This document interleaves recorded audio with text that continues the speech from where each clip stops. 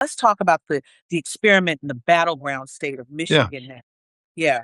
I think what's happened is that, I think we have to be open on the pro-democracy Democratic side to the idea that we need a new and better thing. We need to go build a Yeah. new and better thing. And that we should be open to experimentation and new ideas and new tactics, new candidates, because we don't want to be so arrogant to believe that we know what comes next. But a new Right. thing needs to come and we need to help enable that new thing. And so I think you're seeing a lot of energy right now in the family around, abroad. We've had candidates like Abigail Spanberger and Mikey Sherrill blow it out in New Jersey and in Virginia, and we've had, new progressive voices emerge this year. And I think that's a sign of a healthy party. And that we don't have one way, right? We're a democracy. There shouldn't, that's what they are. Their way is one way, right? Trump way. We're a diverse party, in every way you can be diverse, including ideological, right? Big Ten, embrace the rainbow, as I call it. What's happened in the last few months is that the sort of what I call the new left has really upped their political game. They are playing at a much higher level in the raw day-to-day Yeah. politics of winning elections, and that's kind of a new development. You've seen it in Colorado and in New York, and now we've seen it in Michigan, and in particularly last night. And there's going to be a big new left candidate in Wisconsin for governor next week. And this is a new sort of dynamic in our politics. And what's important for people to realize, and I just want to say this, if El Sayed prevails, and we just don't know right now, by the way, because it's just too close. But if he does, we have to recognize that there has not been a sort of a politician that's Bernie adjacent, that's sort of in Bernie's camp, in Bernie's sort of loose world, who has won in a battleground gubernatorial race, Senate race, or House race in recent elections. They've won in deep blue areas. This is going to be, if El Sayed wins, this is going to be a test of sort of this Bernie adjacent politics, its ability to win That's in a right. battleground place. The same with Will Lawrence in Michigan 7 and potentially Francisca Hong next week in Wisconsin. It's an experiment, and we'll see how it goes. I will say that right now, in the polling that was done in the last week of the election in the primary, El Sayed had the lowest general election polling of any Democratic Senate candidate in the battleground this entire election cycle. And so, we should be a little bit worried that this politics has no track record of winning in places like Michigan or in competitive House races, but we need it to win this time, right? If he becomes the candidate, we have to stay focused on, winning and beating the Republicans in November. So, all I can keep going back to is that convention with Hillary Clinton and Bernie Sanders. Remember that convention where there was a Yeah. lot of, and I'm looking at the chat where Mr. Friedlander said, we need a bigger tent.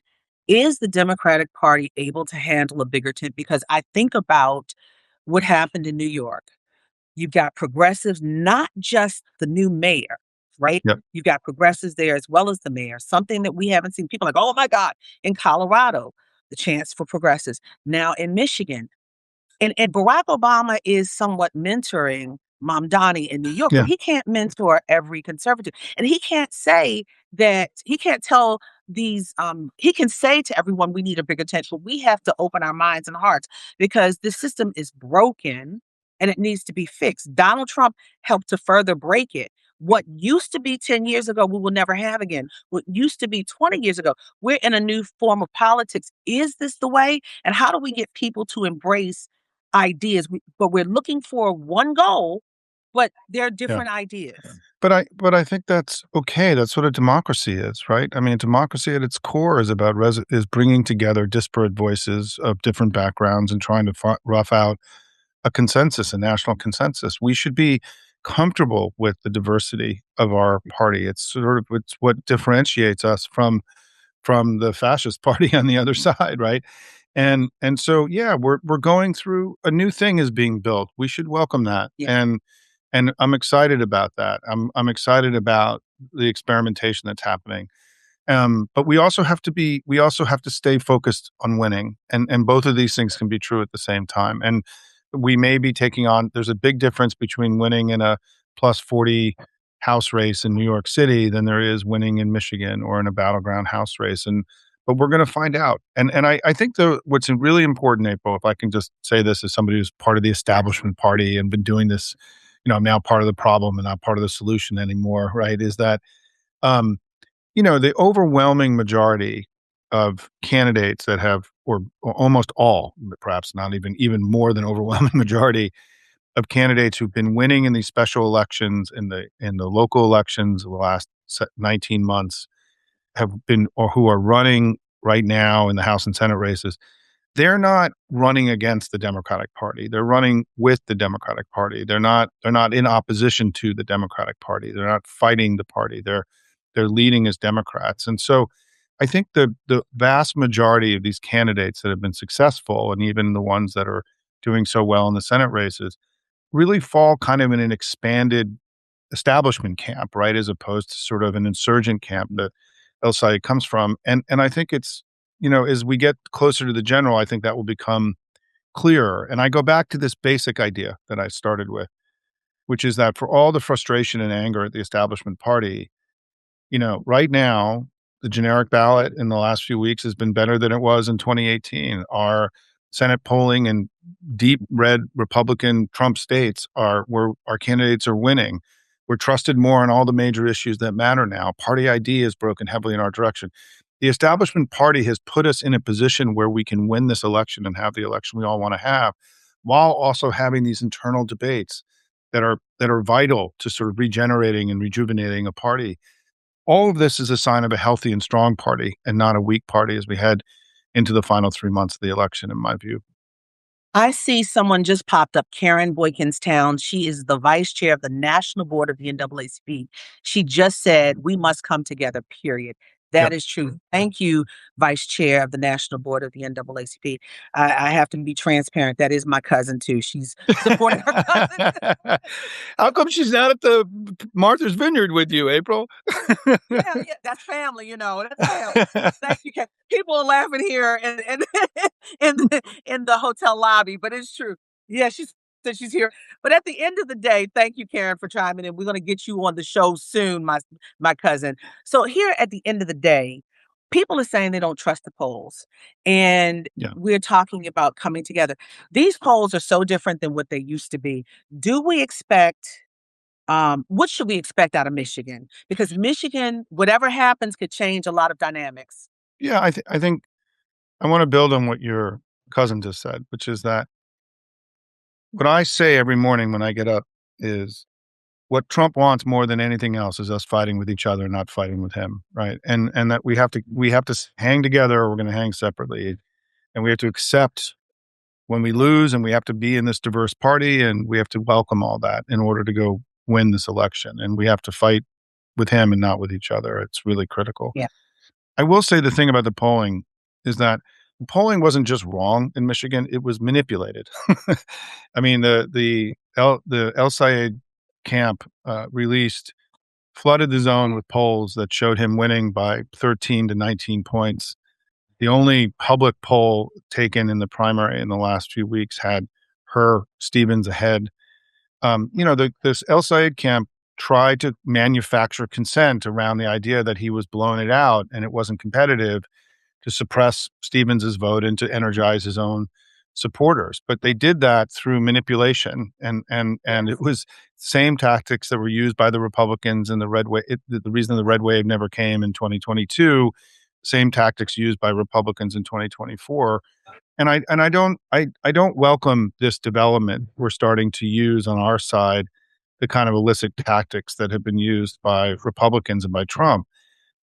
Because clearly, the last poll released by the El Sayed campaign just a few days ago had him winning the primary by 19 points.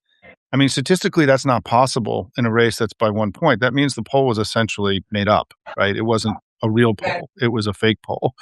And this is a reality, right? If you're an El Sayed person, you're angry at all the APAC money and all the outside spend, but we also have to recognize that his campaign used illicit tactics at the end that, if he wins, will probably instrumental into his victory. We as a party and a family shouldn't be emulating the tactics used by MAGA in our politics. We're better than that. We need to create an alternative, and we shouldn't be emulating them. We should be building something better and as an alternative to them, in my view. Preach. Preach. I'm going to say this, and we got a few minutes before we go to what we're looking forward to. But before we move, I want to talk about uh, Kansas and Michigan. Yeah. Abortion is not a national topic right now, but it is in local politics. Um, Kansas rejected. I saw this. Kansas rejected an effort by the GOP to elect its new state Supreme Court in order to quash the abortion laws that are there. Talk to me about that. That is a pushback. We, the people, are pushing back against what happened with the the kibosh of Roe v. Wade in the Supreme Court. Yeah, and I'm not super expert in what happened last night, but let me tell you what I in my research this morning to prep to be with you, April, today is that the Republicans are as a national thing are doing everything they can to rig the rules to make it easier for them to be successful and are acting illiberally, illicitly as a matter of strategy, right? Whether it's the Calais and the redistricting that happened or all the ways that Trump is trying to rig the election. This is a universal now strategy, which is to weaken democracy and to institutionalize their control over politics. In both Kansas and Missouri last night, there were ballot initiatives put on by Republicans that would give them more power over the system, and both of them were rejected handily. It's encouraging, right? I think there is this sense in the electorate that the Republican Party is playing too hard. They're acting, they're trying to change the rules and rig the system. I think this is baked into the cake, even in places like Kansas and Missouri, because it's so obviously true, right? It's like, the sky is blue, like they're trying to rig the system. Trump talks about it every friggin' day, right? And so I think one of the things, if in getting to the end here, April, that I want to just put out there for the contrarians out there is I've written a piece recently about how one of the things I've interviewed every candidate for the House and Senate in the Battleground this cycle in the last few months. So I've been And you listening have a to our recent piece coming up now, yeah, yeah, and out now. yeah, and so I've heard the candidates speak about how they're running and what's working. They're talking directly. I've now done dozens and dozens of these interviews. And one of the things we now know is that we are gaining advantage in this election in part because our candidates are seen as being more virtuous and having better character than Republicans.